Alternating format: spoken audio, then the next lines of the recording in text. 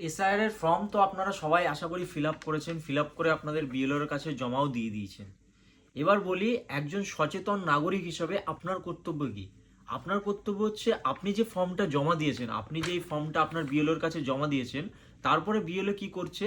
BLO এই ফর্মটা নিয়ে সে তার মোবাইল বা সিস্টেমের মাধ্যমে এটা পোর্টালে আপলোড করছে। এবার আপনার ফর্ম যে পোর্টালে আপলোড হয়েছে না হয়নি, সেটা আপনি একজন সচেতন নাগরিক হিসাবে আপনারও দায়িত্ব যে আপনি একবার চেক করে নিন। তো সেটা কিভাবে চেক করবেন অনলাইনে, চলুন দেখে নিন। তো সর্বপ্রথমে আপনারা আপনার ফোনে গুগলে যাবেন, গুগলে গিয়ে voter.eci.gov.in 2025 এই ওয়েবসাইটটাতে ক্লিক করবেন। এটাতে ক্লিক করার পরে তারপরে দেখবেন যে এরকম একটা ইন্টারফেস খুলে গেছে, এরকম একটা পেজ খুলে গেছে। এই পেজের সবার নিচে দেখবেন, এখানে তার আগে বলে দিই, সবার আগে আপনাদেরকে যদি সাইন আপ আপনাদের করা না থাকে, এই পোর্টালে লগ ইন যদি না করা থাকে, প্রথমে সাইন আপ করে নেবেন।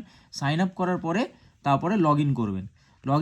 তো এখানে দেখবেন লেখা আছে এসআইআর 2026, এটাতে ক্লিক করবেন। এটাতে ক্লিক করার পরে সবার প্রথমে আপনারা আপনাদের স্টেটটা সিলেক্ট করে নেবেন। স্টেট আমাদের যেহেতু state West Bengal, West Bengal select করার পরে আপনি এখানে এপিক নাম্বারটা, আপনার যে এপিক নাম্বার আছে সেই এপিক নাম্বারটা এখানে এন্টার করবেন। তো এখানে আমি আমার এপিক নাম্বারটা এন্টার করলাম। এপিক নাম্বার এন্টার করার পরে এখানে আপনার দেখুন, এখানে লেখা আছে your form has already been submitted with mobile number এত, for more details contact your BLO.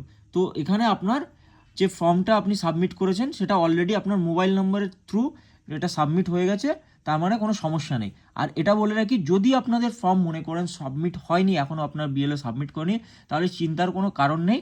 খুব শীঘ্রই উনি আপনার যে বিএলও আছে তিনি সাবমিট করে দেবেন।